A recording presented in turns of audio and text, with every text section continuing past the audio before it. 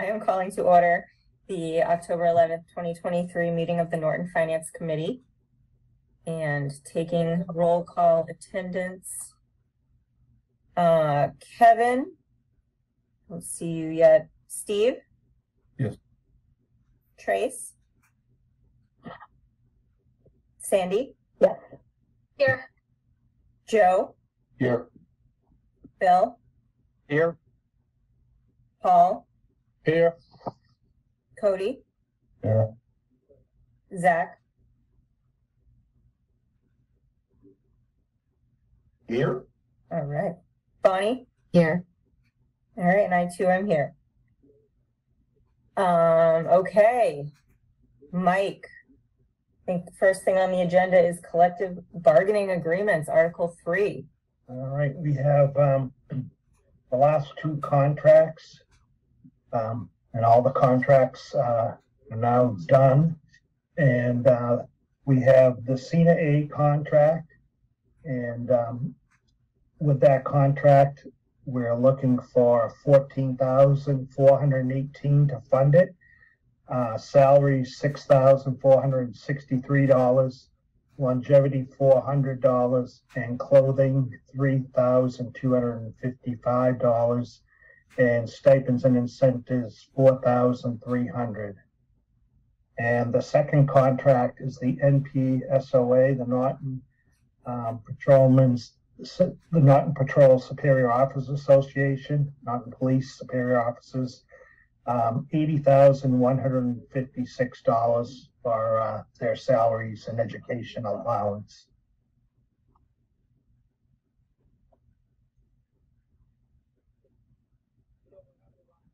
Mike, for the purposes of my memory, could you explain again what Cena A is? And Sure.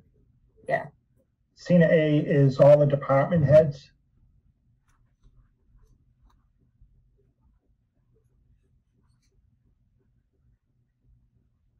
Okay. Anyone have any questions or discussion?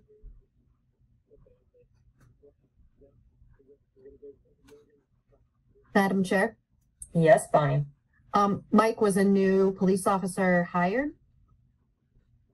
Is that? No, this is the Superior Officer's contract. They're both 3-year contracts. Gotcha.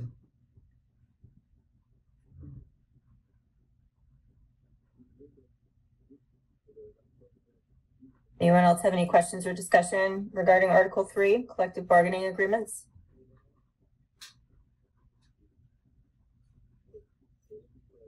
Okay. Hearing none, the chair will entertain a motion to recommend Article 3. Madam Chair, Yes, Joe. I make a motion to recommend Article 3 to fund Cena A for an additional $14,418 and the NPSOA for an additional $80,156. That's free cash. Free cash From free cash, yes. from free cash. Second. Okay, hearing a motion in a second, I will take a roll call vote. Kevin, are you with us yet? No? Okay, Steve? Yes. Tracy? Yes. Sandy? Yes. Joe? Yes. Bill? Yes. Paul? Yes. Cody? Yes. Zach? Yes. Bonnie? Yes. I too am a yes. And that is 10 yes for Article 3. All right, thank you. All right, so moving on, I think Article 16 is next, the sewage for the Norton Historical Society. Yep, this was an article that we reviewed previously, and you were waiting to hear what Capital had to say. This did go to Capital, and both the Select Board and Capital have recommended. Okay, any questions or comments? Madam Chair. Yes, Cody. Mike, can you remind me why the amount that was appropriated to capital expenditures during the spring couldn't be used towards this? Because we didn't have enough to fund what we were funding in the capital plan. We need to appropriate more money to go into capital, so it was just done as free cash for this particular article.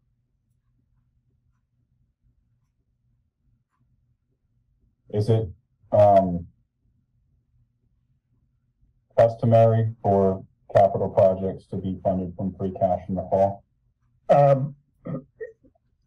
We have projects that go, any projects that may need borrowing, for example, they have to go to capital and be approved prior to us going out to borrow. So projects like that go to capital, capital approves them, and they don't use any capital money for them.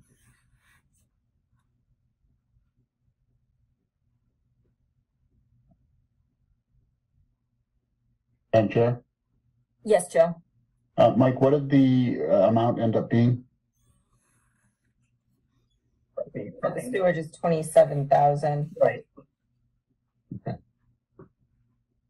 We got a large packet. I've been trying to find that number. Yes.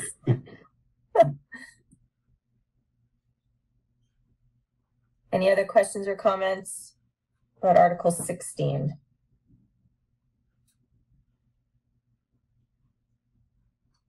Okay, hearing none, the chair will entertain a motion to recommend Article 16. Madam Chair? Yes, Joe. I make a motion that we recommend Article 16 in the amount of $27,000 to be appropriated from free cash. Second. Okay, hearing a motion in a second, I will take the roll call vote. Steve? Yes. Tracy? Yes. Sandy? Yes. Joe? Yes. Bill? Yes. Paul? Yes. Cody? Yes. Zach? Yes. Bonnie? Yes. I too am a yes. 10 yes for Article 16. Thank you. Article 15 for the Newton Historical Society, the repaving. So same thing with Article 15, capital recommended, and it's $16,720 free cash. Sorry, say that again. $16,720 from free cash. Okay. Thank you. Questions? Oh, sorry. Any questions or comments about Article 15? Madam Chair, Yes, Cody. just a comment. My concern on this is that we're going down a path of basically having things that should be included in the budget discussions in the spring, delayed, and then kind of circumventing the entire budget process where we're talking about it and just using free cash to get the wants after we're talking about the needs. It's presented as a need. We need to repay, we need to tie in the sewer.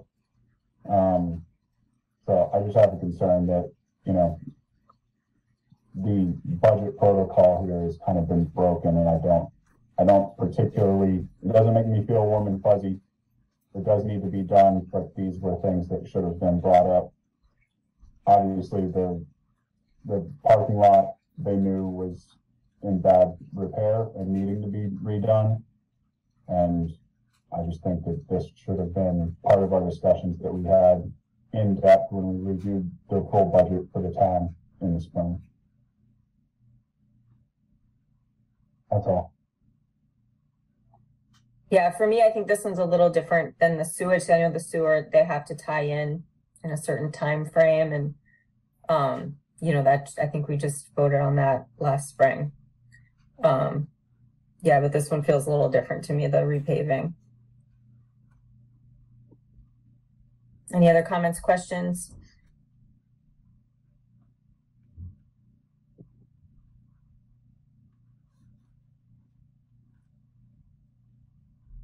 Okay, hearing none. The chair will entertain a motion to recommend Article 15. Madam Chair, Yes, Joe. make a motion that we recommend Article 15 for $16,720 be appropriated from free cash. Second. Okay, hearing a motion and a second to recommend Article 15. Steve, Yes. Tracy, Yes. Sandy, Yes.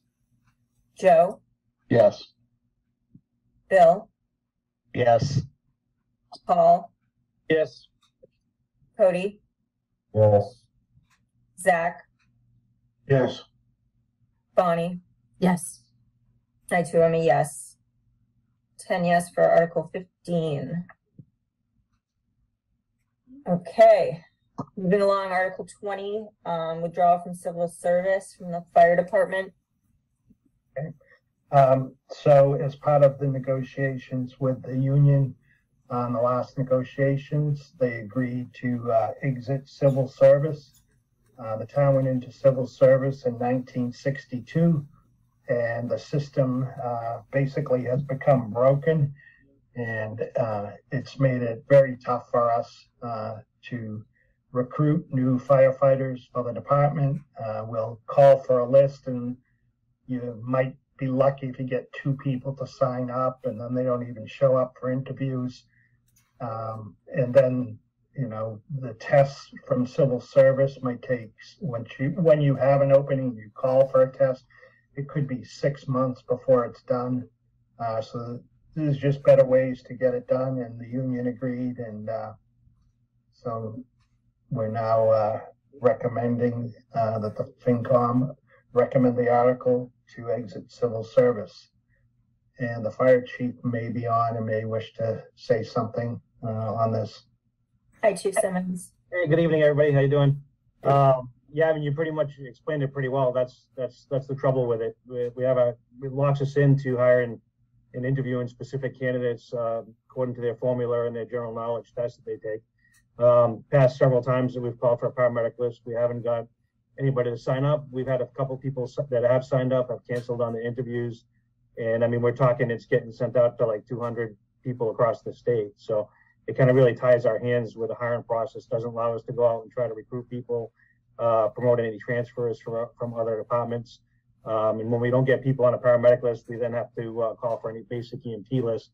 And just to give you a quick example, a couple of times when we've called for a basic EMT list, we've actually found a few of the candidates that were actually in paramedic school, which, you know, make them pretty attractive candidates. Unfortunately, they weren't ranked high enough on the list, and according to their formula, we weren't allowed to bypass the people that weren't in paramedic school at all to get to these candidates. So it creates a lot of difficulties for us in the hiring process and the promotional process as well. So, Chief Simmons, are there a lot of other departments withdrawing from the civil service? yeah, it's definitely the trend. I mean, locally, just recently, Mansfield, North Attleboro, Plainville, and that's just right in our immediate area. And then a lot of departments, like if you go out to like Foxborough and some of the other departments aren't civil service, they never were. So, but that's definitely the trend that you're seeing for departments similar to us. Sorry for my ignorance, but why does this have to go through town meeting? Because from my understanding, that we're required to go leave civil service the same way that we entered into it. So if we entered into it through, it would have been a town meeting vote and or possibly a ballot vote as well. We have to vote and get out of it the same way that we came into it. So it's a requirement legally. Got it. Any other questions for Chief Simmons? Sorry, Ed. Chief, just to confirm, there's no funding or anything that's tied to being in the civil service. That's All right. correct. Okay. Correct. Yeah. Hi, Chief. Hi. Just a quick question. So, how do we find candidates now? What's the pool, and what do you expect the increased pool to be? Yeah. So like I said, currently, if we were going to hire, we actually have 2 openings right now. And in order for us to hire somebody right now, I would have to call our civil service representative, request a list, They send a list out to all the candidates. They have 5 days to sign up for interest to come to an interview. And then we have to select out of that process. So we can only interview 2 times plus 1 the amount of people that we're trying to hire. So if we wanted to hire 2 people, we can only interview 5 people. Out of those 5 people, we have to pick 1 out of the top 3, regardless of the qualifications at that point. So that's the process now that we're currently in. Moving forward, you know, what I would anticipate is we would actually be able to advertise on social media and, you know, mailings, all the avenues that you would typically think of to try to get candidates website and stuff, and try to recruit that way. Okay. And also, you know, on a similar thing, a couple of times we run into a situation where we've had people that have expressed interest in transferring from another fire department to ours. And if they're a civil service department currently, then their chief and or town administrator have to sign off in order for them to transfer. If that person is trying to come here from a non-civil service department, they can't do it. Oh, okay. It's just not allowed unless they were young enough still and they were to go and take the civil service exam from scratch, almost as if they were starting off fresh. Thank you. You're welcome. Madam Chair. Yes, Zach. Well, so, Chief, is there any, what is the impact of the current employees and new employees? Their benefits any different? Their retirement any different? Their pay scales adjust any different? What is the impact of this going through? Yeah, no, that's a good question. As far as the current employees, there's no impact at all from a financial standpoint anyway. That it doesn't change any. As a matter of fact, all the current employees are grandfathered into the civil service system from any protections that they would be offered through civil service. So what it would change for current employees would be the promotional process moving forward.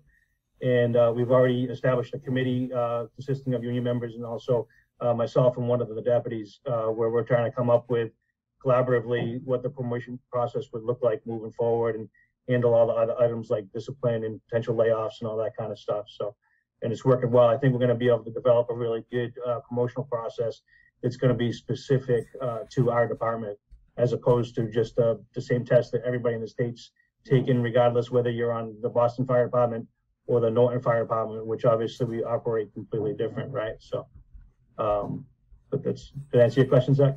Yeah, so your members of the Norton Fire Department voted on this? Correct. Thank you. You're welcome. Any other questions for the chief? Madam Chair. Yes, Cody. Hey, Chief. Hey, Cody. Just, I guess 2 questions that are kind of related.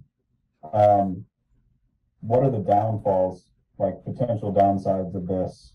And if it works better not to be in civil service, why did we ever go into it originally? Like, what was the great benefit that brought us that we're giving up by leaving?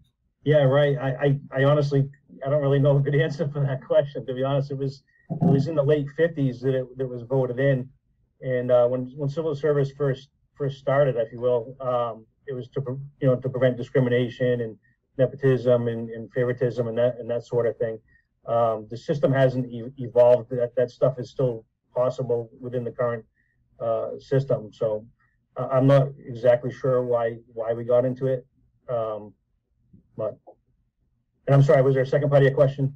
Just like, what are the potential downfalls? It doesn't sound like there are any. Yeah, quite frankly, I can't really think of any downfalls. You know, I mean, we might have to spend a little money on advertising, trying to, with the, maybe send out, if we decide like send out flyers or do anything like that over the promotional exam process. But it's going to open us up to be able to basically recruit anybody, and if anything, it's going to make us more able to hire the most qualified candidate, as opposed to just an arbitrary list with a formula that's one size fits all. I'll tell you another thing just real quickly on civil service. If we're doing promotion, the promotional process, you need to have 4 people from the rank that are below the rank that you're promoting to sign up for the exam in order for the exam to be valid. Well, we only have 4 people of each rank. We have 4 lieutenants and 4 captains. And if all of them don't sign up, then that test is not valid, and it gets pushed back a whole nother year, and then would drop it down to the next lowest rank, and then you would still need to have 4, and that process would move on until it was open to the whole department. And that's actually happened a few times here.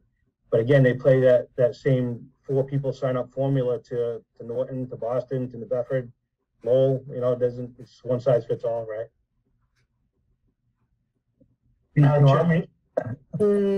Sorry, Zach? Yeah, just to Cody's point, Cody, when I was a kid many moons ago, to get into these fire departments or police department or the post office, those were sought after jobs. The civil service list was miles long. I mean, you could take a test and you could be, 25,000 on the list. Now, nobody wants these jobs. I mean, even talk to the police departments. They can't recruit police officers. Post office, I went in the other day and they had a table trying to recruit people, which is unheard of back in the 80s and 90s. Now it's, everybody, I guess, wants to work at home or work in an office. But that's the main, I think, what's really changed, where, I mean, you could not get, I mean, unless you were a veteran or had some special status, I mean, you could not get into a fire department or even a postal job way back in the day. Yeah, that's a great point, Zach. And the other thing that for us is we're specifically looking for paramedics, because we run the ambulance too, right? And when the system was developed, it wasn't really designed to seek out paramedics. I mean, there's a definite shortage of paramedics throughout the whole state, which is just complicating it even further. And if you didn't have a 99 or better on the test, you forget it. Forget it. Absolutely. Madam Chair, just Cody? a follow-up question for Mike. Is this going to be on the docket for police, or is the police department going to go through the same thing? Can we anticipate that? We're working on that now, and I would anticipate it at the May town meeting. Yeah.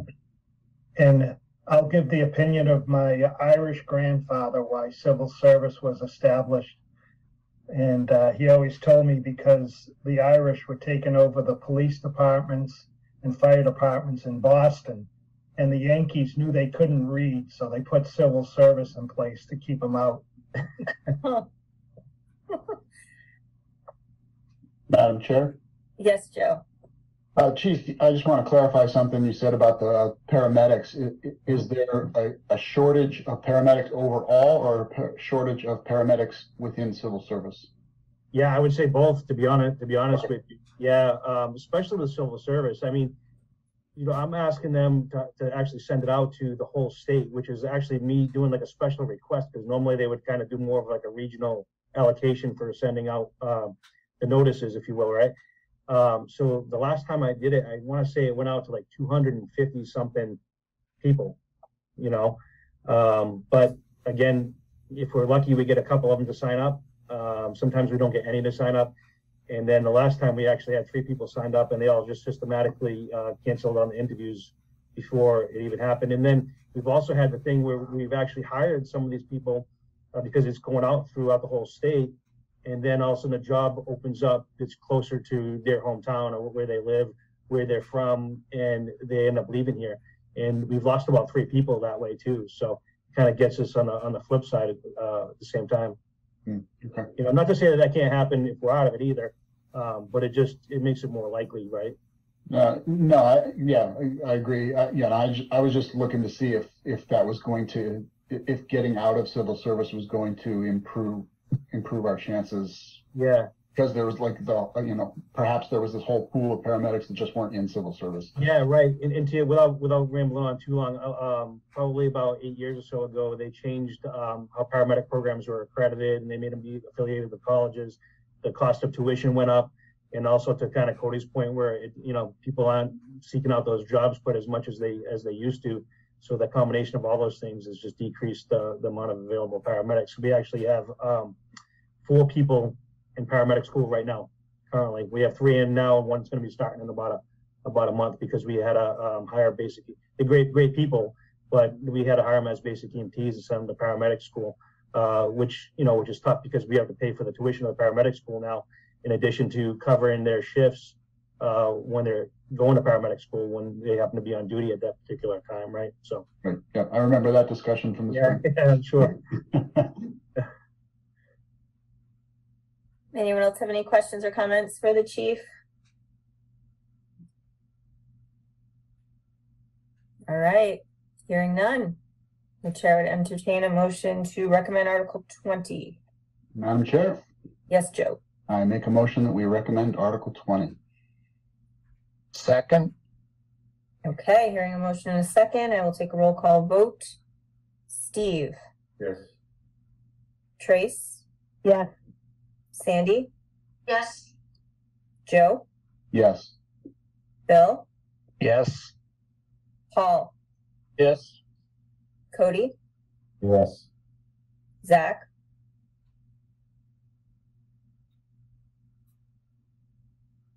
Yes, I don't know which way it's not working, but Bonnie, Yes.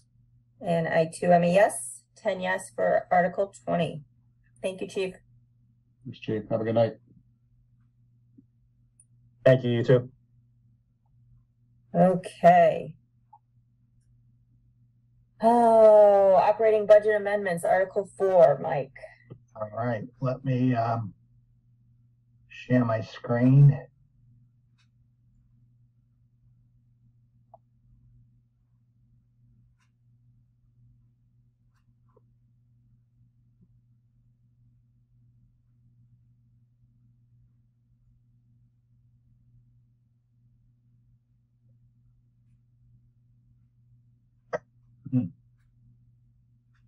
Okay. All right, can you see it? Yes.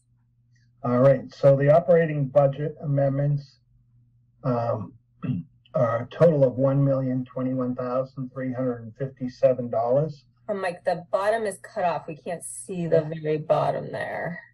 Okay. Oh, now I can. Okay. There you go. Yep. So what I did was look at where we cut in May and look to see where I could add money back. And obviously a lot of that, 381,000 of that is public safety. So just going through the requests were expenses in the select board office of 1,200, expenses in the town manager's budget of 1,000, treasurer's salary 2,450, data processing, just a correction on the salary also $387, tax title expense. This is for the auction that the treasurer had in right at the end of June. So these expenses were for all the recordings that had to be done, and the lawyer's cost $41,103. The next one is to add a part-time position in the town clerk's office. They did have a part-time position for years, and it was cut out a few years ago and never put back. And they really need that now, especially with elections coming up. Municipal building expense. I also looked at where we used your fund last year to supplement, and this was one of them. So 25,000 for that. Police overtime, 116,000. Contractual incentives, 31,900. Fire department salary overtime account, 231,000. Expenses for utilities, 2,500. The animal control officer, he needs to have his transmission replaced in his van, so that's $8,205, and that would come out of the dog fund. Then Bristol County tuition, $8,757 for Bristol County Agricultural. The street lights, we also added money to that from the reserve fund last year, so $20,000. Council on Aging, this is to add another person at the Council on Aging. As you know, seniors, it's the fastest growing population in the community. And right now, we have the director and we have a clerical person. And so this would add a assistant for Beth in the Council on Aging. The library, the 18,000 was cut from their budget. Maturing debt, $26,410. This is for the school project. Then this in the red is something that we got today. This is long-term interest, $424,518. And that is, we went out to borrow for the wells 5 and 6, and also the town hall and the senior center projects. We had our call with Standard & Poor's a week or two ago, and we maintained our AA+ rating, and our interest rate was 4.3%, so not bad. Miscellaneous expense, fuel, we added last year out of the reserve fund, so I added 12,000 back into that. And miscellaneous expense, this is insurances. This 10,000 is for deductibles and the payment that we have to make to UMass at the end of the year. UMass handles the Medicaid reimbursements for the school department. So the total operating budget supplements are $1,021,357. And $513,628 would come from free cash. $8,205 would come from the dog fund, and $499,524 would be raised and appropriate for a total of $1,021,357. Okay. Mike, the municipal building expense, that 25,000, what was that specifically? Municipal building expense. So municipal building expense handles all expenses that have to do with any repairs or elevator maintenance in the police department, town hall, highway.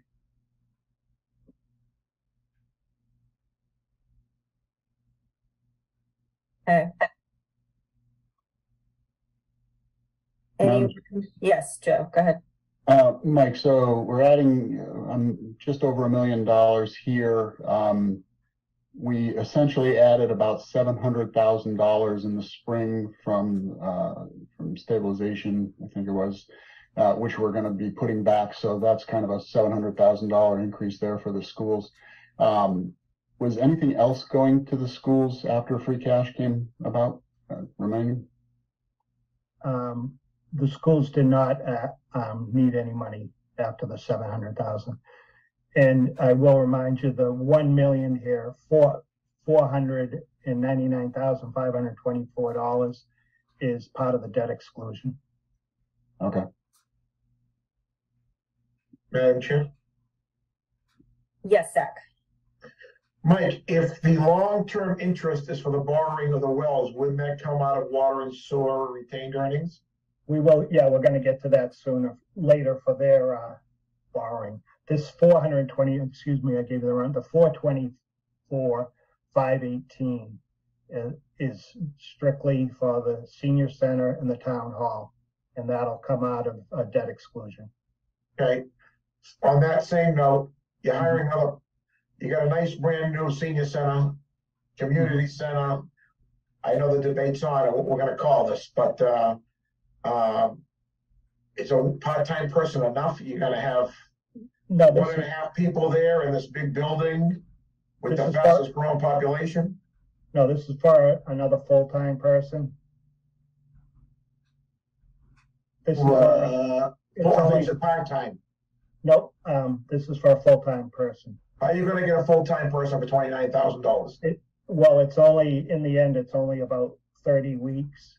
Oh, okay.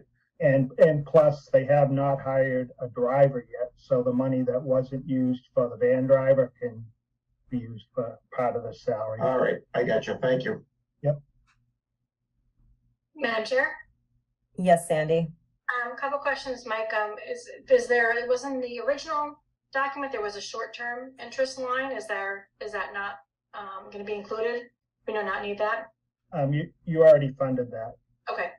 And then I was curious why the original free cash amount actually went down in this from what it was in the first document. Because when we were looking at the revenue and expenditure sheet, with the new growth added in and everything else, we ended up with about 75,000 in additional money available for raise and appropriate.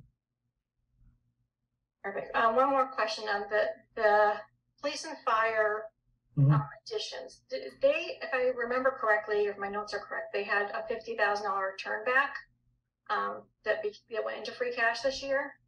Is there a reason why they don't just hold on to that money and use that money for the overtime? Like they feel like they're turning back money and now we're adding that money back from free cash. Well, actually they can't, because it has to be turned back as free cash and at the end of the year. So it has to, you can't hold on to budget money from year to year. It has to be turned back as free cash. So is that overtime for the previous year, and then this is overtime for now, this fiscal year? Is that how that's working? Correct. Yep. And I did tell the fire chief today, right, Sean? I hope some of this 231,000 is turned back again this year. I promise we'll try our best. As always. Chief Simmons, will it make a difference with possibly being able to hire for the, what did you say, 2 positions that are open? Would that possibly help with the overtime expenses? Yeah, but yep, sorry to interrupt you. Yeah, absolutely. But the only problem is we won't see the benefit of that for probably a year after we hire that person. I know I probably told y'all before, but we have to hire them. They have to go through the physicals, the test, physical agility test, get them an academy date, get them through the academy. And it's generally about a year to 14 months before we see them back and can count them as staffing toward overtime. Got it. It's a process. Yep. Madam Chair? Yes, Bill. Mike, on the Council on Aging position, so it's full-time, so it gets benefits. Correct. Is this something we cut last spring, or kind of to Cody's point, is this something that should be looked at in the spring instead of, you know, we tell everybody in the spring no, and then in the fall we kind of sneak them in? I'm trying to look at her budget, whether it was cut out or not. I believe she was requesting this. Seems to remember we cut something. Spring. And I think part of my logic at that time was to wait as we get closer to, you know, occupying the new building. So if we bring in someone for part of the year and start getting them trained, and then when we have the new building, they'll be ready to roll. And when's that supposed to be open? July. Thank you. And hopefully August for the town hall. Madam Chair. Yes, Cody. So, Mike, kind of further to Bill's point and my previous concerns, it looks like there's a lot of recurring expenses that we're pulling from free cash here that we didn't have the money for in the spring. It got cut out of the annual budget. Now we get free cash, we get certified, and now we're going to be in a worse position by hiring, you know, part-time and full-time people and putting more money back into the budget that we were short on, aren't we just setting ourselves up for an even bigger failure where we're talking about, like, now these are going to be existing jobs that are going to be included in the budget whenever we're talking about this next year, that we're going to have to go back through the same thing. So now we're talking about layoffs? No, I wouldn't add them if I didn't think that we could continue to fund them in the future. And, you know, these are positions, unfortunately, that we need. You know, I think anyone will tell you that the Council on Aging really needs some help in handling the workload that they do have. And obviously the the town clerk is in the same boat. Okay, so, but still, the point that I'm making here is when if we need the help, then we need the help, but we should be having these discussions in the spring collectively as which departments need what, instead of taking free cash after that budget's been decided and we determine what's needed and what's not, and then kind of back-ending them back into that position. Because if we needed them in the spring, then we should have kept them in the budget in the spring, and we shouldn't be having this conversation. Something else should have been cut. Like, that's my concern here is we're taking free cash, which is not guaranteed every year, year over year, and we're taking reoccurring expenses and loading them back in using something that's not guaranteed to be there every year. Am I saying that wrong, or does that not make sense? I mean, we're supposed to be setting our budget for all the recurring expenses based off the levy, and that's determined in the spring, and we have all the discussions about what's supposed to be there and what's needed and what we can cut.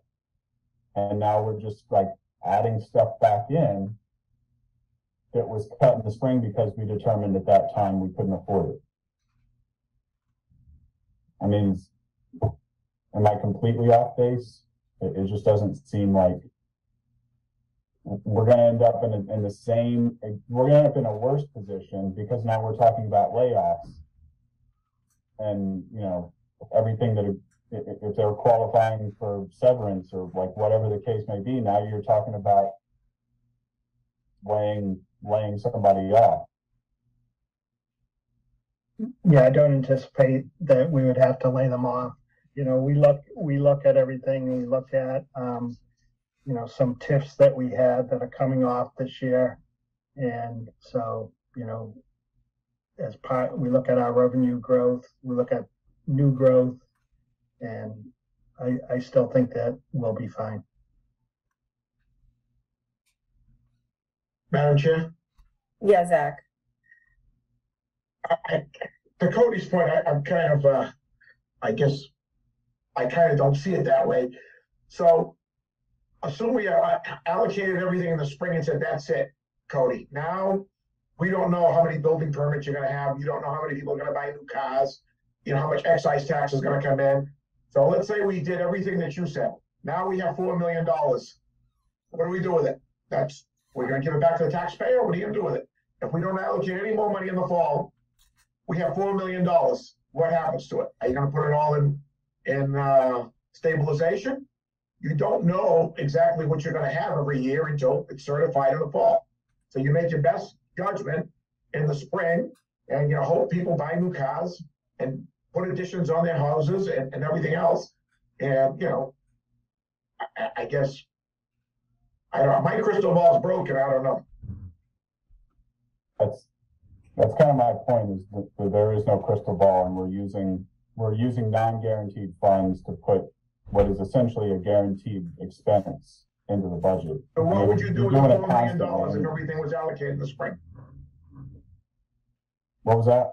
So what would you do with the $4 million of free cash you had in the fall if everything was allocated in the spring? Assuming we had to spend nothing, we have $4 million. What are you gonna do with it? You're gonna return it back to the taxpayer? What are you gonna do with it? I mean, it's build a park.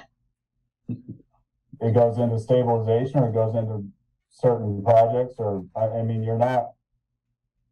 it's a moving target. We You all don't really know, know what yeah, that we is, all is know what I'm trying that's to not say. going, yeah, it's not going back to the taxpayer, and we understand that. But if you're sitting on a pile of cash, which you shouldn't be in public sector, you shouldn't be sitting on a pile of cash. The budget's supposed to be run lean and mean, and you're not supposed to be collecting a lot more than you're expending. But you don't know that. You don't know how many people are gonna buy cars. You don't know how many building permits are gonna be pulled. You know, I mean, I don't. Right, but did we get $4 million in certified free cash this year? I mean, we're I kind of believe, talking, yes, that was, what was the certified cash number, Mike, before all these expenditures? 4 million? It was around, let me see, and $1 million of that was 4,920,970. so almost 5 million. $5 million. and we've got something in here about the free cash. That's on the docket for later discussion, right? Yeah. Madam Chair? Yes, Sandy. So yeah, so some of that, Cody, remember, was also the health insurance holiday, the big piece of that. So I think, you know, it was a little bit of a windfall that we got. I hear your concern about the ongoing expenses. I don't love putting something in that's an ongoing expense, but I feel like the other option is just to wait until spring. It sounds like Mike has already anticipated that these could be added in the spring, so we certainly, you know, we could take these out now and just wait until the spring. This is just kind of giving him a jump start since we do have the extra money, you know, as long as he's confident that they're covered in the spring. I feel like that's, you know, an appropriate use of the extra money that we didn't anticipate getting. Madam Chair. Yes, Bill. Perhaps some of this debate going back and forth is because we're somewhat in the dark as to what may be coming off, that Mike is so confident in, that's coming off the budget, that, you know, he's confident that it's not going to be an issue that Cody thinks it is to fund it next year. But maybe that's something we need to see, so we're a little more comfortable in projecting that out also, to say, yep, I see we have the money to fund that. Madam Chair. Yes, Cody. So, Bill, you kind of hit the nail on the head. Basically, if we anticipate we're going to have the funds in the spring to be able to fund this, then this is a float. We're taking free cash now to float what we're anticipating, but we have no idea what we're anticipating in the spring at this point. And all we can go off of is what we just went through in the spring, which was drastic cuts to the recommended level services budgets that were requested for every department. We cut every single one of them. And now we're putting things back in, and we have no visibility into what the anticipated change is. That, like, we're getting all this additional money that now we can take $1 million, and I know not all of it's recurring, but let's say half of it's recurring. You're piling it back in, you know. Maybe it would have been a better time to have the discussion in the spring, like, oh, next year we're going to see these things, so we can come back to these and put them back in the fall. But right now it's like, you know, it's just, it doesn't make sense to me that we're taking recurring things and using this without visibility into how much better our budget position is going to be starting from next spring. Because we just had a joint meeting with the school committee basically saying that they were over $2 million less than what they needed for level services, and they're losing another $500,000 in grant money that's not coming back, and they didn't backfill 12 positions of people that either retired or resigned. So, you know, we're now putting money back into this whenever we cut a bunch of stuff in the spring. That's that's my concern here is like what the total amount recurring here without any visibility into how we're going to fund it in the spring. So, Madam Chair, Yes, Bill. I guess one last comment. And for those of you who have been on this committee since I was chair, I'm going to repeat something I repeated was that 5-6 years ago. Projections, so we as a finance committee can see what's happening. We see it year to year, and I know we should be able to project out a year or two to a high level of certainty what our budget's going to look like. And so that would make these type of discussions, questions, votes into the future, it would make them a little easier instead of just kind of going, I hope it's going to work and see what happens. Yeah, I mean, it seems like the only thing we really know, Mike, from what you said, is the TIFs that will be coming off of, correct? Everything else is kind of like we wait and see what happens. I know we have the TIFs coming off. I know we have some savings through a program change in our health insurance. So we'll be working those into the change in health insurance just happened today. So, I mean, there's a number of things that I think will help. Madam Chair. Cody. Just one last point on that, and I'll leave it alone for anyone else that wants to discuss. Because we didn't discuss these and the anticipated increase in revenues and the TIFs coming off and all of those things in the spring, what we're effectively doing is pre-spending the money that you're anticipating outside of the annual budget discussion. We're now saying, well, I'd like to have this, so I'm going to put this here. I'm going to hire these 2 new people. We're going to put more overtime in here. Like, these are recurring expenses that should be had on an annual budget discussion. And what we're doing is we're basically floating something that was not discussed. And now it's like, well, I'd like to have a council on aging person, and I'd like to have a part-time person for a clerk. I'd like to have all of those things. But we're not having it in the discussion of the overall picture of we're pre-spending this money as opposed to deciding where it would otherwise go. So we're using free cash now to say, we're going to put this money here, and then whenever the budget comes around next year, it's already there. So now we're talking about layoffs. If you don't want to lay somebody off, then you got to keep that there. Madam as Chair? opposed to having a holistic approach. I think we did have this discussion in the spring, because a matter of fact, we took $750,000 out of stabilization to fund the school department.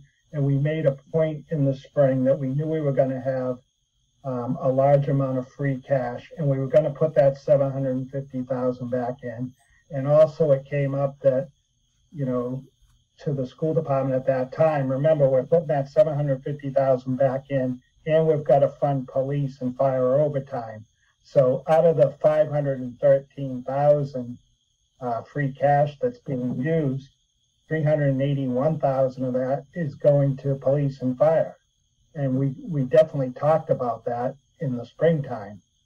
So now we're talking about $11,000 for the town clerk, and we're talking about $29,000 for the council on aging. Not a huge amount of money. But the library, we cut the library, and now we're putting it back in. Again, I'm not against putting money into the resources for the town. That's not the point of this. I'd love to fund all of it.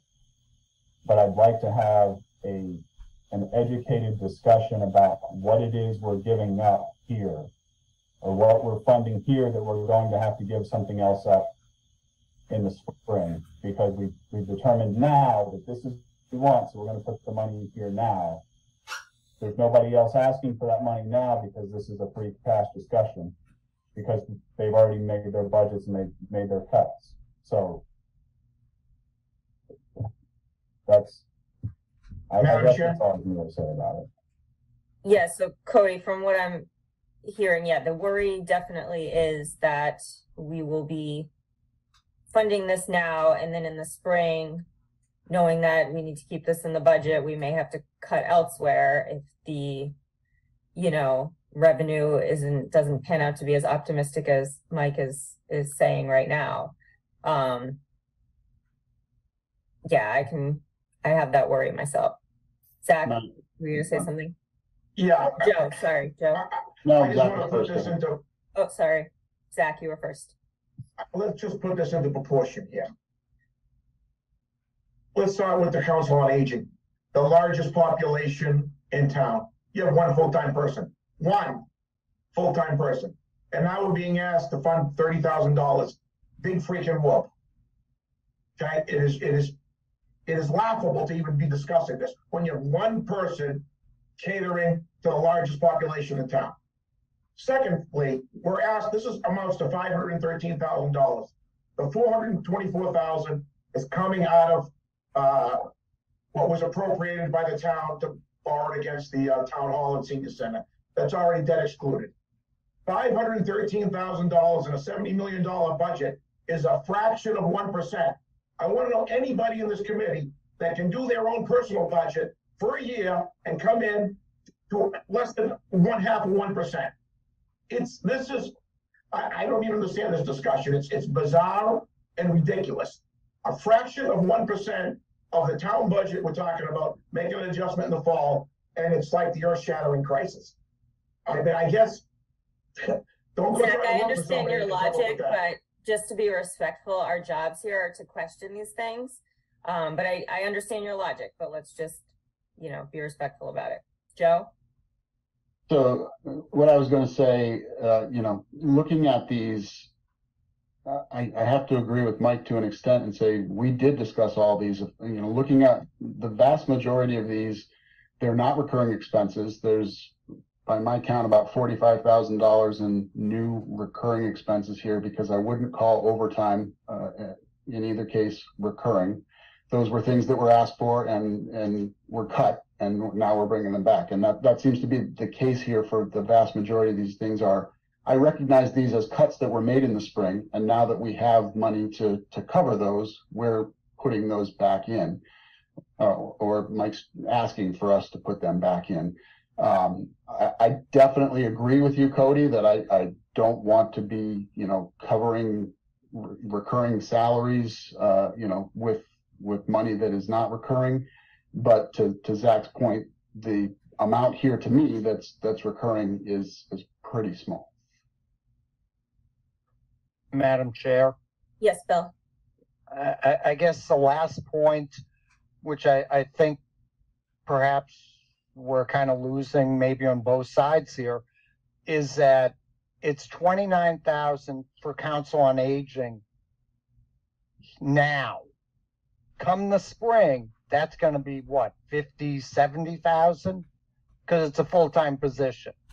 Yeah, this was just for 30 weeks. Yeah, this was a stopgap. So next year it's going to be bigger. Sure. And for town clerk, is that kind of the same thing? It's 11,000 now, but that's going to grow come the spring. So it's that type of stuff where it's temporary now, but there's a bigger impact later, and we're not getting, you know, that side of the discussion. Without the projections, right? Yeah, I agree.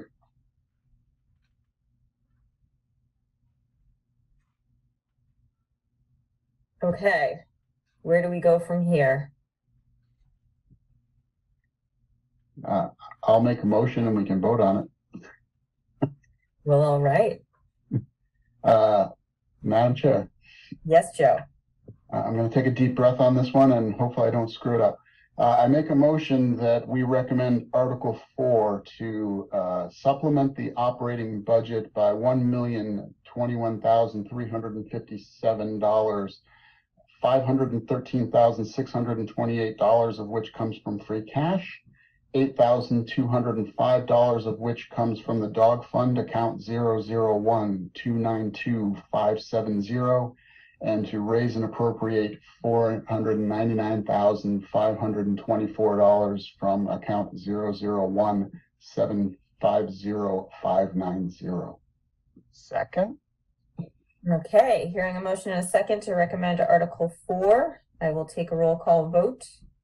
Steve, Yes.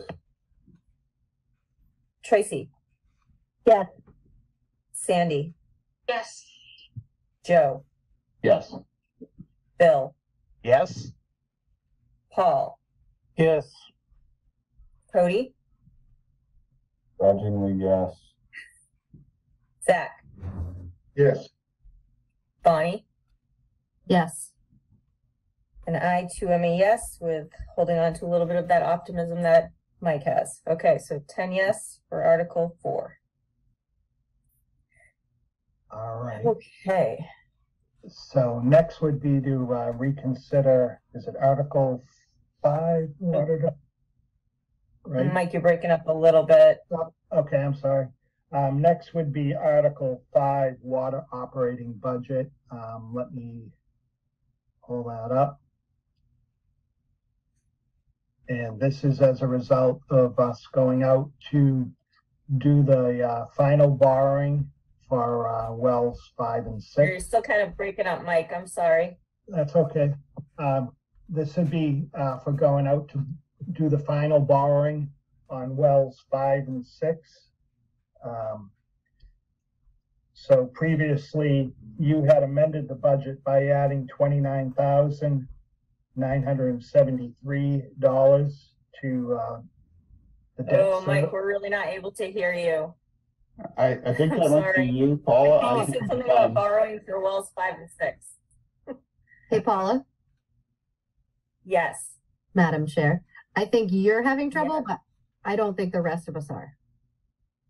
Oh, Oh. sorry. Can you all hear me right now? Yes, Yep. Yes. but I had no trouble hearing Mike at all either. All right. I may log off and log back on. Joe, you're in charge for a moment. Okay.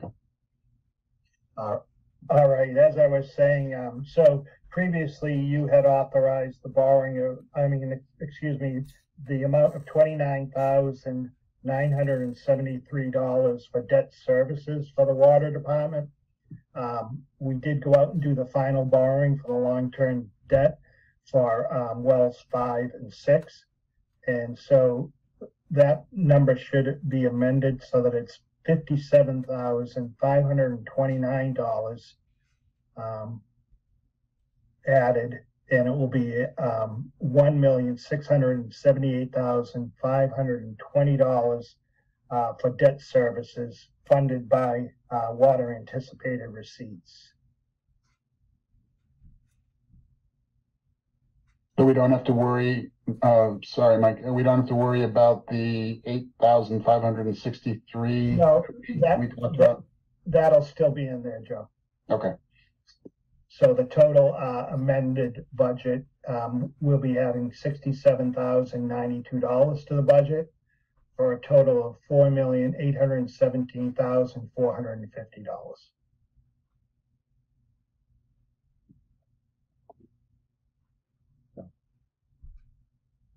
Anyone have any questions?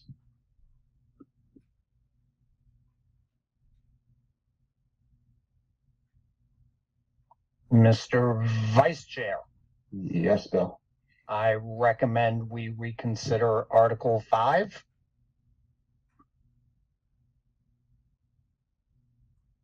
Do I have a second? Second. Second. Okay, I have a motion and a second. And hopefully I have a list, because I was not prepared to do this. Take the roll call. Evans, yes.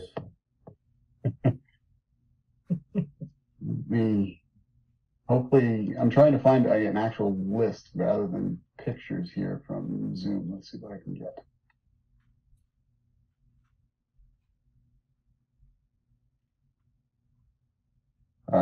let's see if I can remember everybody. Steve. Yes, again. I'm going to go out of order as I remember people. Bonnie, Yes. Sandy, Yes. Cody, Yes. Bill, Yes. Zach, Yes. Paul. Yes. Who am I missing? Tracy. Tracy, sorry. Yes. And I am also a yes. Paula, are you back? Okay, then that passes 9-0. What's next, Mike? That's with just that, the reconsideration. Now we got to vote. Okay, all right. Thank you. The reconsiderations always get me. Mr. Vice Chair, Yes, sir. I recommend, actually, I don't know how to word this, that we are, Motion. motion for the water, department budget, amending the debt service number to $57,529 for a total of $1,678,520 for debt service, for a total budget of $4,817,450. A second. Second. Thank you, Bonnie. All right, we'll go through it again. Steve, Yes. Bonnie, Yes. Sandy, Yes. Cody, Yes. Bill, Yes. Zach, Yes. Paul, Yes. Trace. Yes. Paula, are you back? No, then I am also a yes. The motion passes by a 9-0 vote. thank you. Next is capital funding, which is, 7. Article 7.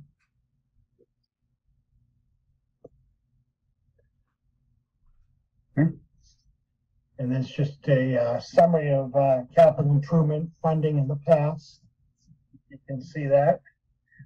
And what capital is recommending is to add $1 million to the capital fund.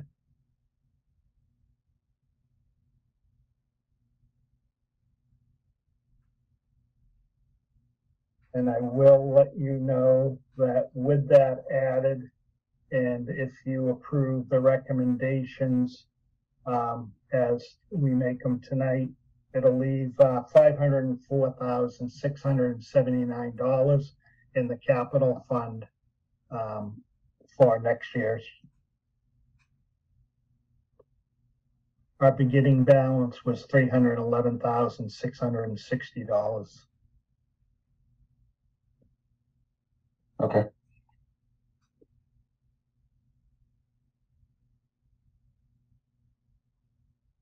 So we have 311-ish thousand. We're going to add $1 million for a total of 1.3 and then take out the amount that we're going to talk about in a few moments, correct? Correct. Okay. Any questions? Mr. Vice Chair. Yes, sir. So, Mike, can you explain to me, like, we've got in capital right now, we've got 311,000 in that account. Is that correct? Correct. And the reason we didn't use the capital budget for those capital improvements that we just approved on the Historic Society was what? Because in order to fund what we're planning on funding, we would have had a negative balance until we add the $1 million.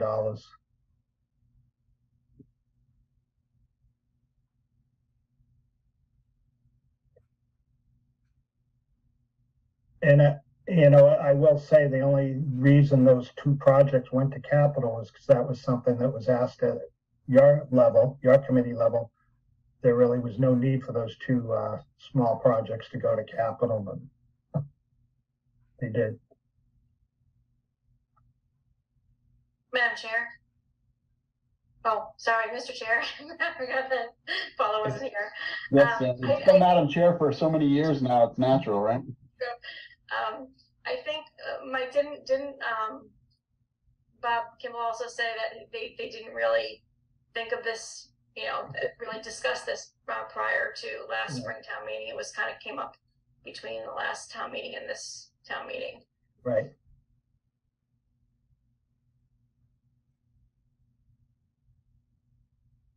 And the things we're funding in capital were in the plan in the spring, but weren't funded.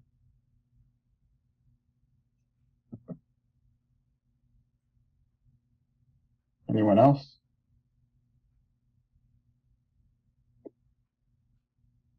All right, hearing nothing, I would entertain a motion. Vice Chair, Yes, Bill. I recommend we fund capital in the amount of $1 million from, is that free cash Correct. for Article 7? Second, Second, I'm gonna take the vote. Steve, Yes. Bonnie, yes. Sandy, Yes. Cody, Yes. Bill, Yes? Zach, Yes. Paul, Yes. Trace. Yes.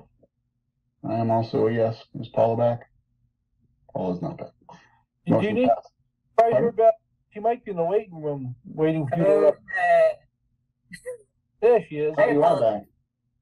I just got back. Carry on. Sorry. Okay, we just completed a vote which passed 9-0. I assume you didn't hear any of the discussion, so I won't put you on the spot. It was to make Joe the permanent chair. Oh, thanks. There was no Okay. reorganization discussion. And that was Article 5, correct? No, we went through Article 5 and now and Article 7, and so now we're moving on from there. Okay. And both votes were yes, 9-0 for 9-0. 5 and 7? Yep. Great. All right, thank you, Joe. You're welcome. All right. We're moving Trial on by to Article fire. 8 then. Article 8, which is the recommendations from the Capital Committee, and I'll just go through them. The firing range ventilation system for the police department, $88,300. Window project, replacing the windows at the police station, $31,000. Payment for the ambulance, $475,000, and that'll come from ambulance receipts. A generator for Station 1, which is the Chartley Station, which is the Chartley Station, $25,000, and that'll be split 50-50 between ambulance and capital. And $12,000 for ambulance stair chairs, 2 of them, and that's $12,000, and that'll come out of the ambulance fund. In the school department, $127,055. This is to install new fire protection devices at the middle school. And then safety requirement protocols, exterior doors, $87,525. Technology displays district-wise. This will be a 5-year program. The discussion on the technology displays was that technology seems to become obsolete quickly.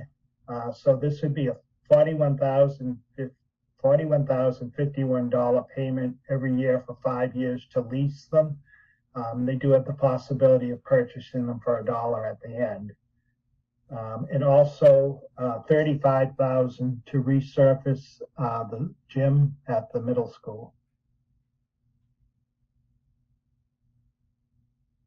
And for, the highway department, 60,000 for a wood chipper for tree cutting, 50,000 for 4-post vehicle lift. This is the lift in the repair garage that is deteriorating and needs to be replaced. And then a Peterbilt truck, payment 1 of 5, 70,000. And then in the tree department, the Board of Health inspections and conservation, 3 electric vehicles, 182,700.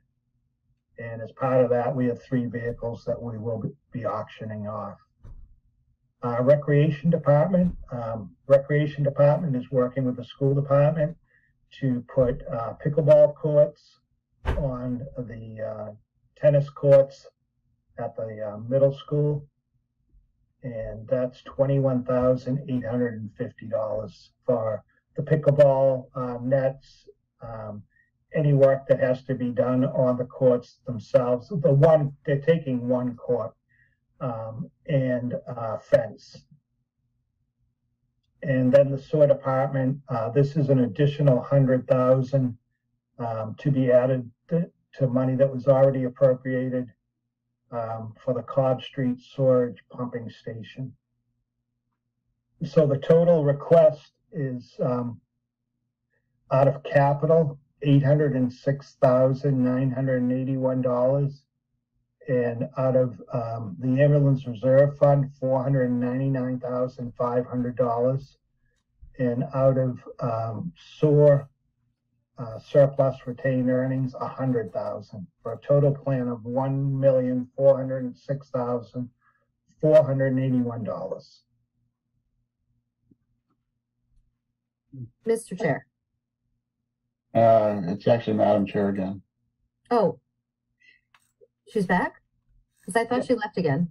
No, she did. There was a message that said she left. She was over. Yes. Okay. Mr. Vice Chair, Fine. if I may. You may. Mike, what about for example, I'm looking at the page 2, the dump truck, where we're on year 3 of 5, and that's not being funded currently. They were funded in the spring. Okay. If you look right there, voted at the spring town meeting. Okay, And that. gotcha. Yep.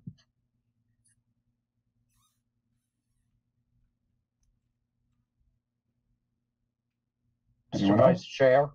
Yes, Bill. Mike, are 3 electric vehicles at like 61,000 apiece? What are they?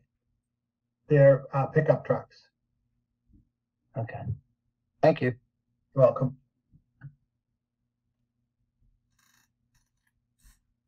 Joe, I am back. Okay. I didn't know you were gone. Sorry.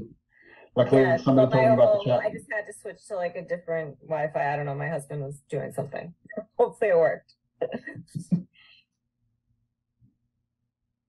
Still on Article 8? Yes. Okay.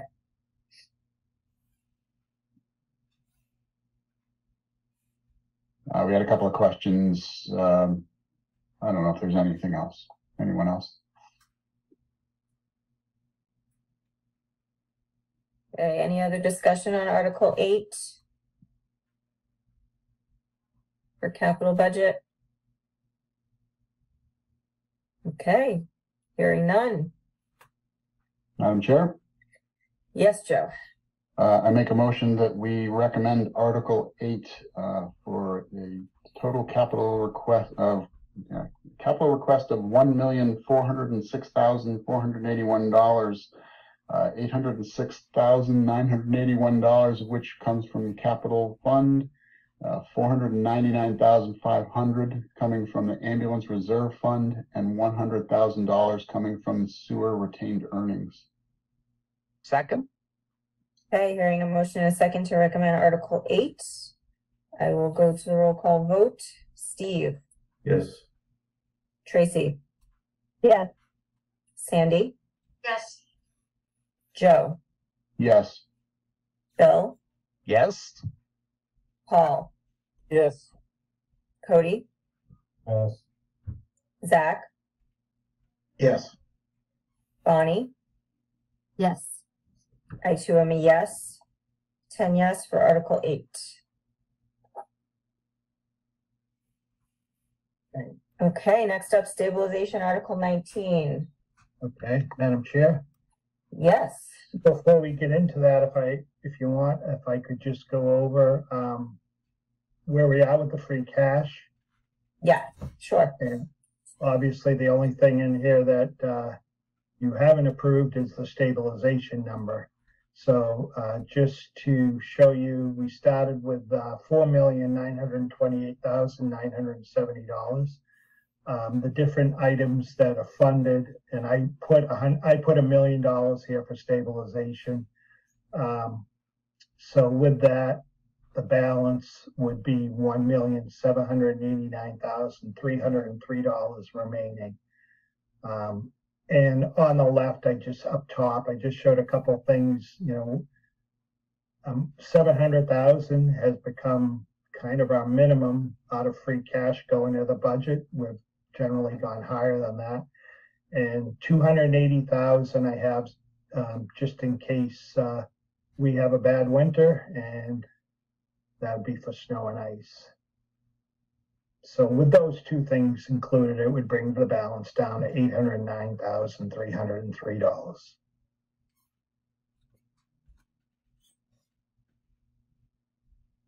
Mike, do you recall off the top of your head what our ending balance was last year? In Last free, fall? free cash, Yeah. I do.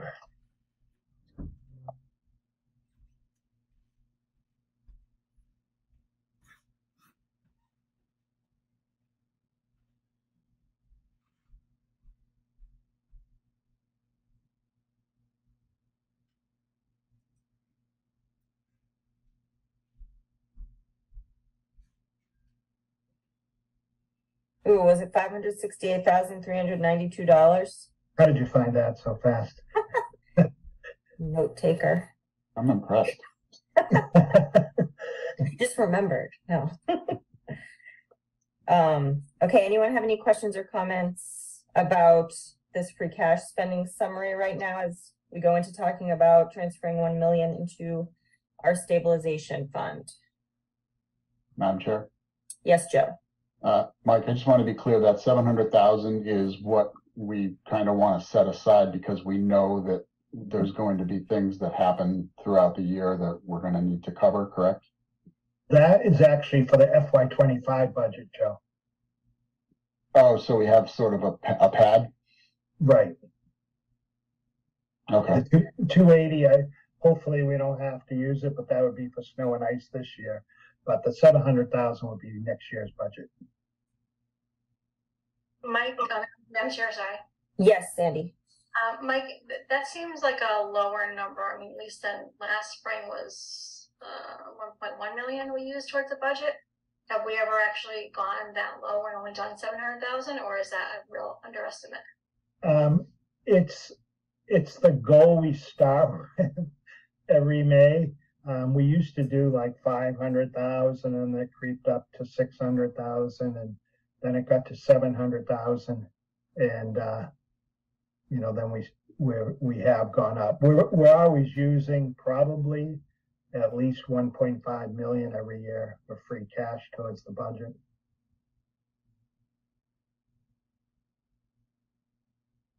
That's why I'd want to hold on to some free cash, just in case for next year's budget, we need that free cash. Madam Chair. Yes, Cody. So, Mike, just so I'm clear, the amount that would be in the free cash account wouldn't be 809, it would be 1.7 million. Right. If we put a million into stabilization, we would have $1,789,303 remaining. Okay, so if we have another mild winter like last year and we don't spend the 280, then we're carrying 1.7 million, almost 1.8 million into free cash for the budget next year. Correct.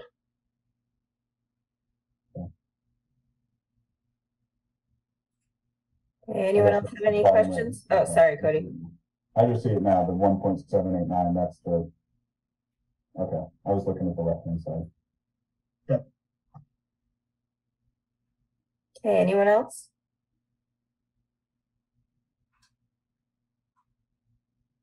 All right, so Article 19, Stabilization Fund. Any more discussion on transferring 1 million into our stabilization? Okay, hearing nothing, the chair will entertain a motion to recommend Article 19. Madam Chair, Yes, Joe. I make a motion that we recommend Article 19 to move $1 million from free cash into the stabilization fund.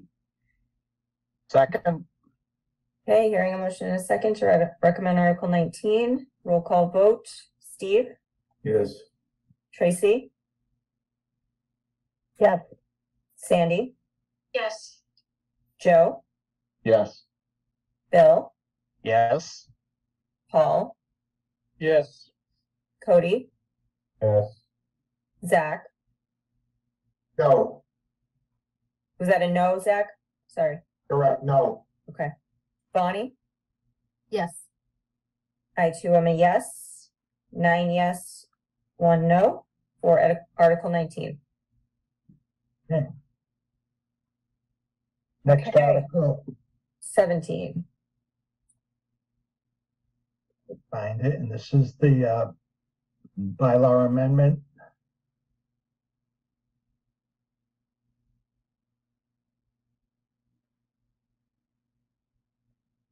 So this is a proposal to, right now in the personnel bylaw, longevity is the top line you see there, 5 years, 800,000. I should say, this is the wage and salary plan. So this is for 8 employees that are under the wage and salary plan in the town. And right now it's 800 for 5 years, 900 for 10 years, 1,000 for 15 years, 1,200 if you have 20 years of service, and 1,300 for 15 years of service. And what this proposal would do would be to change it to the red numbers, which are in line with the CENA A union, the department head union. And you can see what the other unions have. ASME clerical is higher, and highway is higher. ASME water and sewer is higher. Mike, what employees would fall under this proposed? So this is, yep, this is the office administrator, the assistant to the town manager, the highway superintendent, the assistant town accountant, water and sewer superintendent, the assistant water and sewer superintendent, the tax collector treasurer, the public health nurse, town clerk, outreach counselor, the director of parks and recreation. Okay. Anyone have questions? Madam Chair. Yes, Bill. Mike, is this a one-time thing, or is it each year from 5 to 9, and then you get 1,000, and then 10 to 14 you get 1,100? That's correct, Bill. So starting at 5 years, you'd get 1,000 each year until you hit 10 years, and then you get 1,100 each year. Thank you. Madam Chair? Yes. That was Jeff? me. Mike, what do we see as a total impact here on a yearly basis? Is it, $1,000, $5,000, $60,000, Yep. So, for the water and sewer, this would be $400 increase, and for the general fund employees, $1,400. Oh, total. Yes. Okay.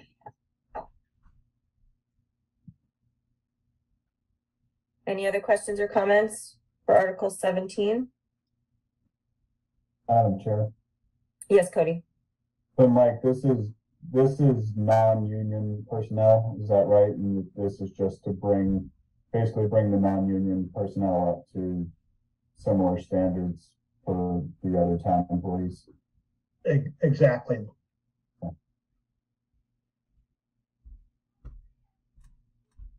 Hey, anyone else? Okay, hearing nothing, the chair would entertain a motion to recommend Article 17. Madam Chair, Yes, Joe.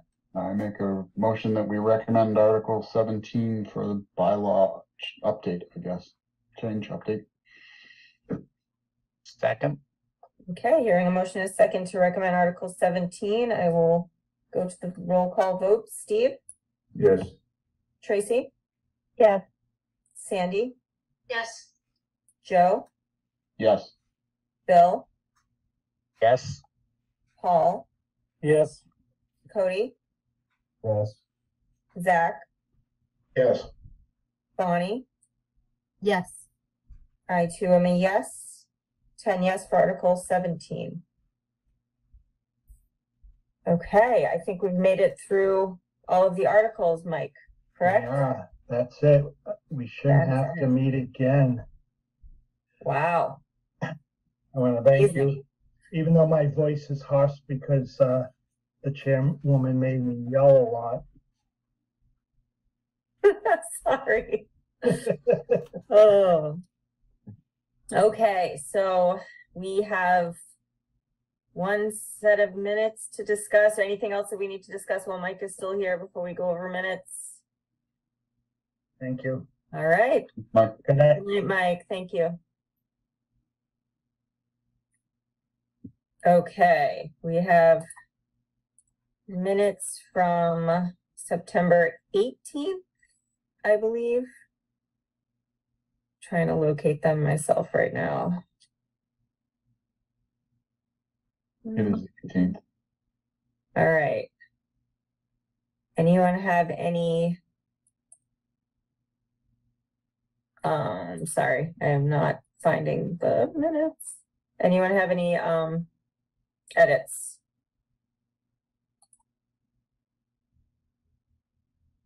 Madam Chair, Yes. I don't know if it's an edit or not. It's a term that I'm not familiar with, and now I can't find it. There was a mention of a Gatsby something or other. Where did it go? Oh, yeah, I saw that word. I don't know if that's the correct term or not.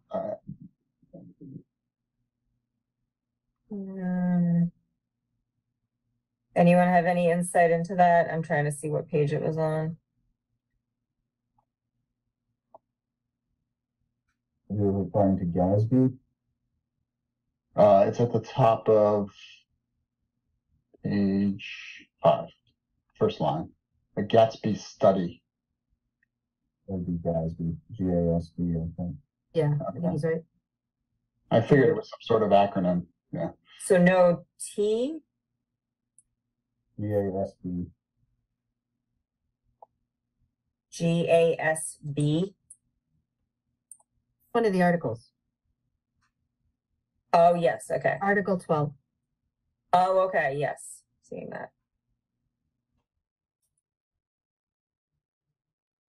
That was all I found and when I went through. So I saw on page 2, pretty much maybe the 4th paragraph up, she put OPEP instead of OPEB. I saw that one other place too. Yeah, she has OBEP instead of OPEB. Yes. Yeah.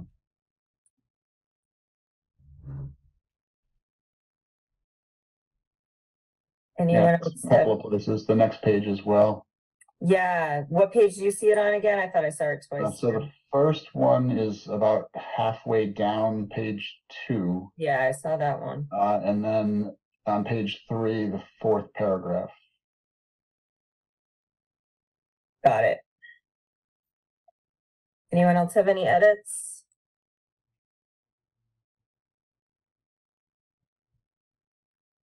Okay, hearing none, the chair would recommend a motion to approve the minutes from September 18th, 2023 as amended.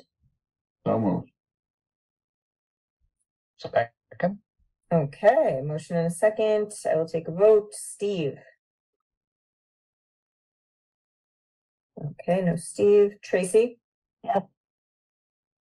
Sandy? Yes. Joe? Yes. Bill? Yes. Paul? Yes. Cody? Yes. Zach? Yes. Bonnie? Yes. I too am a yes. 9 yes to approve our minutes. Okay. I think this would conclude our meeting. If anyone else has anything to discuss, we will hopefully see each other again on Monday, October 23rd at our fall town meeting. So next Monday is canceled? Next Monday is not needed, Yeah. as far as we know. What would we Tonight. need it for? I cannot speculate that, no. So I Well, think, the warrant is due tomorrow, so. right, with our recommendations, yes. Yes. Okay. Hearing nothing else to discuss, the chair would recommend a motion to adjourn. Madam Chair, Yes, Joe. make a motion, we adjourn the meeting of Finance Committee. Second. Okay, motion is second to adjourn. Tracy? Yes. Sandy? Yes. Joe? Yes. Bill? Yes. Yes, okay. Paul? Yes. Cody? Yes. Zach? Yes. Bonnie? Ooh, yes. I too am a yes. All right, good night, everyone. Thank you so much. All right, everybody.